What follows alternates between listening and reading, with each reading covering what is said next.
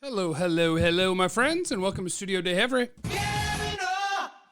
I am me, Jeff Cavanaugh. You can hear me on 97.1 The Freak in DFW from 7 to 11 a.m. Monday through Friday on a show called The Speakeasy. By the way, you can also find that in podcast form on the iHeartRadio app, so you can hear all of our segments, which is more words than I'll use here sometimes. I do want to kind of recap and give some opinions on the Cowboys draft. And I'll be honest, it can be tough right after a draft where if you don't agree with something that a team did or you disagree with what some of their needs were compared to the team, where it's just like, and everybody gets all mad and stuff. But I'll try to fairly represent and show some of the things that I think aren't giant deals, perhaps are giant deals, but I have evidence for the stuff I'll say. This is, of course, brought to you by my friends at betonline.ag, your number one source for all your basketball info, stats, news, and scores. Get the latest odds and lines, the latest player reports for this year's pro basketball playoffs. They're always your sports information headquarters. They got you covered for all your sports wager needs, basketball, MLB, hockey, right to UFC and boxing. The fastest and easiest way to get your betting info, including live betting options. Head to the website today or use your mobile device to get in on the action. Be sure to use our promo code BELIEVE, B-L-E-A-V, to receive your 50% welcome bonus on your first deposit. Bet online where the game starts. Okay. So I want to talk about a bunch of things, right? A bunch of things. The first one that I want to talk about is the Cowboys draft on a whole, because I think there's like 15 different ways you can grade it. I understand anybody who goes with, hey, they're good at this, and therefore if you're not thrilled with their draft, shut up, you're a stupid head. What do you know? I mean, I guess anybody's opinion is fair. You can have whatever opinion you like. But we can talk about all their different picks, what they prioritized, and what it means, and hopefully what it means, because the more days you get away from the draft, the more you get to distance from, man, I really wish they took this player. I really wish they took this player. And you can just move on to, okay, well, hopefully this player turns into this and this player turns into that. But there's a few things. One, Mazi Smith pick. That's fine. I got no problem with that. I don't love run defense being a priority that early in a draft. But also I think your process matters. And their process, most of it is sound. I do have one thing that I think is debatable, because I don't know if you guys saw the audio, but it is available on the interwebs. On DallasCowboys.com, they did a draft special. And when they're on the clock and they're about to pick Mazi Smith, and they're debating an offensive guard also, which I believe was Syracuse offensive tackle Matt Bergeron, who some NFL teams are going to see as a guard, and he got picked 38th overall. I believe they were debating between those two guys. And what Will McClay talked about was we haven't had a interior defensive player graded this high in quite a while. So if you picked a top 15 player on your board at number 26, that's fine. That's good process. If the offensive lineman was higher on your board over a run-stopping interior player, I wish they would have taken the offensive lineman, and yet I think if you look at the way I graded those two players, I would have graded Mazi higher. So, I'm not going to nitpick that one. But the part where he's talking about, the clear path to playing and he's going to be a starter, I think even that's debatable. Where Mazi Smith is going to start, and he is going to help your team. And I like that. And that's good.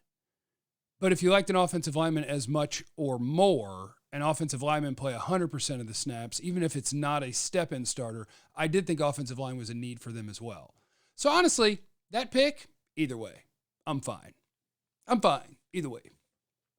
Their second rounder, Schoonmaker, the tight end out of Michigan, If you saw a video I did a couple of weeks ago, in one way, I like the pick. That one way is that Schoonmaker's physical profile, as far as athleticism, matches up with the best tight ends in football. And the best tight ends in football are, generally speaking, elite athletes for the position, and he fits into that. His relative athletic score was like 98, 99th percentile coming in. But also, this is a team that needs offensive playmaker help. You got Brandon Cooks, and that helps. I wanted more. I wanted to keep going. I wanted to kind of prioritize protecting the quarterback and giving him more weapons. And so what you hope is that a Michigan tight end on a team that ran the ball about 60% of the time has more to offer than he was able to showcase. But that was 5 years in college and a grand total of 600 and something yards. And that's interesting. That's interesting. And so now I just have a guess on that one. I have a guess. My guess is that they saw this as there was probably a drop-off after Schooney on their board. And so they felt pushed to take a tight end because they felt that after him was their drop-off. I had the difference from second to third round, and he was the guy down into the third round. And so I think they saw that they wanted a tight end and that was kind of the drop-off point. And so they're like, well, got to do it. Which, again, understandable, but I also think that means need pushed you on a top 60 pick. And I don't like that process. If it was a need, you should have already filled it. I don't like, what are the odds that Schoonmaker is going to put up bigger numbers than Dalton Schultz? And you used a top 60 pick on it when you could have just kept a guy around, or I don't know. You need him for that pick to be worthwhile. Luke Schoonmaker needs to be the best tight end on this team. And I just don't think there's a ton of evidence that he will be. And so we're going to put our stock into his athletic profile for a 25-year-old rookie. And I just don't love it. I don't love it. And I want to be wrong. And I've been real good at being wrong on some Cowboys picks lately. So I could be wrong. But anyway, that's the first couple of picks. Third round, Overshown. If he becomes a starting linebacker for you within 13 months, then I think that's fine too. But I think that's another guy that if I had to pick what he's better at, run or pass defense, I'd probably say run defense. And so that takes me to my next point, which is my priority in the draft, all things being equal, would have been protecting my quarterback and adding weapons. And I think their top priority was stopping the run and maybe running the ball, which I just think in today's NFL is dangerous business. And I want to bring this up because this is curious to me, because I'm a normal human just like everybody else. And I watched the Cowboys play defense last year, and it feels like they got gashed a bunch with people running on them. It feels that way. Now, fortunately, we don't have to rely on our feelings because feelings aren't facts. And I went and looked this up, and I was stunned. So this is from last year. It's going to cut off the bottom of my mouth if you're watching on YouTube. So I just went and checked on defense, run defense from the 2022 season by EPA per play because I don't care about, at least not, I don't put a lot of stock into the Cowboys. I think give up the fourth most rushing yards. That's just a volume stat. How did teams do when they were running the ball and accumulating that total via a lot of run plays? And the answer was teams weren't very successful running the ball on them. A rush success rate of under 37%. That's good run defense. Top 5 in the league. Their rushing EPA per play. Top 4 in the league. They were a good run defense. They were just a good run defense in a real weird way because there was definitely variance to it of gash and then make a play in the backfield. And I do think that systematically or schematically, they are going to try something a little different this year because they think it's important to have better play on the interior, more consistent play on the interior to push a pocket instead of always trying to shoot gaps And then having your run defense be like, oh, yeah, we did get a 4-yard loss. And there's 7 and 8 and 6 and 7 and whoop, -2. Balanced it back out. Although that's not the way it went, because otherwise the rush success rate would be like 60%, not 36. Anyway, sometimes our eyeballs play with us and you see something and it's not necessarily the case. So the Cowboys run defense last year on the whole was actually good, which is wild. And now I want to go to something else. And the reason that I would prioritize the things that I would prioritize, and let's put this in here in the top left, and I'll move my face over here. So this is the San Francisco game where you lost in the playoffs to the 49ers. And what I feel like I get from a lot of people is the Cowboys need to be tougher in the trenches, and the Cowboys are too easy to run on, and they're not tough enough.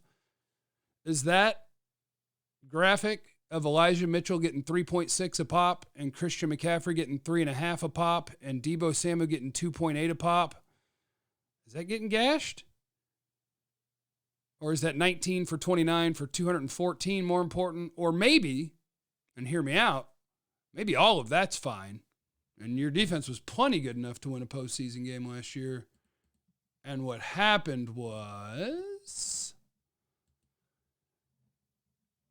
your offense. When the running back is getting less than 3 a carry and the really good running back is getting less than 4 a carry and your pass game isn't very good and you only have one receiver on the whole team, maybe that's what got you beat. And so that's some of the stuff that rattles around my brain when Osiris Torrance, for instance, is available in the second round, that I feel like I'm pretty confident I'm going to need a starting guard pretty quick. And there's one whose track record I like better than the tight end that you drafted. Or at some point earlier, investing in another wide receiver. And I suppose what it tells us is just what the team thinks, which is obviously more important than what I think. And I guess what the team likely thinks is that the rookie returns on Jalen Tolbert aren't necessarily telling for what his career is going to be. Maybe there's more belief there than we think. I'm sure they have more faith in Michael Gallup, further removed from surgery, that he'll be better. And so perhaps they did not view offensive playmaking as a need. And I'm not sure how they can get to the point where they're not concerned about offensive line, but I admit that one's tricky. Because whatever the alignment is right now, a rookie might not start, whether Terrence Steele is playing guard and Tyron Smith is playing right tackle, or whether Tyron Smith's playing left tackle and Tyler Smith is playing guard and Terrence Steele's playing right tackle. A rookie offensive lineman may not start. But that's my brain with the draft, is it goes every different direction, and I don't try to take the validity from anything that anyone says. And I do grant the Cowboys some leeway in that they're a good drafting team and their track record is good. And they were right, it appears, 1 year in about Tyler Smith, and I was wrong. I thought he could develop into a good NFL offensive lineman. I didn't think he would be that early, especially at tackle. So I fall into this weird space where I just want to talk about, maybe it's just ADHD, where I want to talk about 100 different things, where I'm like, okay, so they came out of this thing really prioritizing run defense, and with the second round pick of Schoonmaker, I'm not sure what that's prioritizing other than they're not sold on their tight end room and they wanted to add to it. But what does he add? Or am I just to blindly believe that at age 25, a guy's about to morph into a super productive tight end in the NFL when it didn't happen in 5 years of college? He had a nice senior season for a team that ran a ton. But those are things that rattle around in my brain. Is that your defense, I mean, your success rate when teams ran the ball was really good defensively. EPA per play was really good defensively. Rush yards per attempt was right in the middle of the league. But I don't see, I guess, the mass panic on it. And that's without saying that I hate the Mazi Smith pick. I'm good with that pick. I'm fine with that pick. And so then you get further away from a draft also, and what you do is you go, okay, Jeff, because you liked certain players and all that, blah, blah, blah, blah, blah. And I did. And I will track the careers of guys now, I guess, because let me see, the first 3 rounds, what would I have on the team?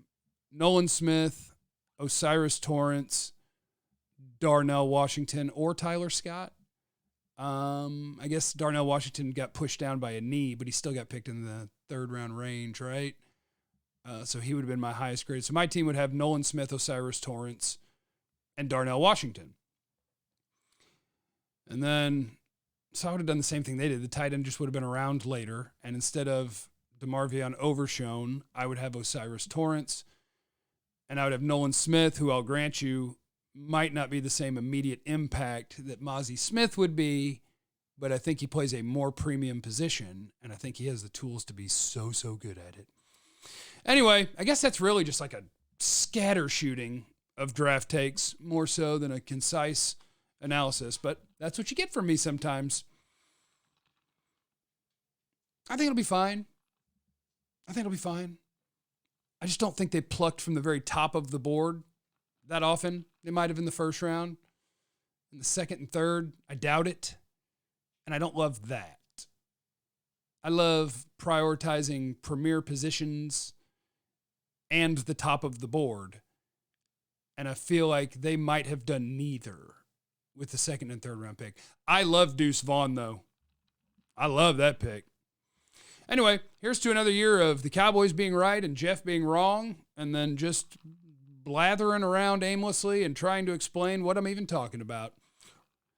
Check me out on the radio, where I can meander for even longer times with no real point to it. Remember, you have no idea what anyone's going through. I do need to take my Adderall. This presentation is brought to you by Bet Online. Be cool to everyone. I love you. Be easy.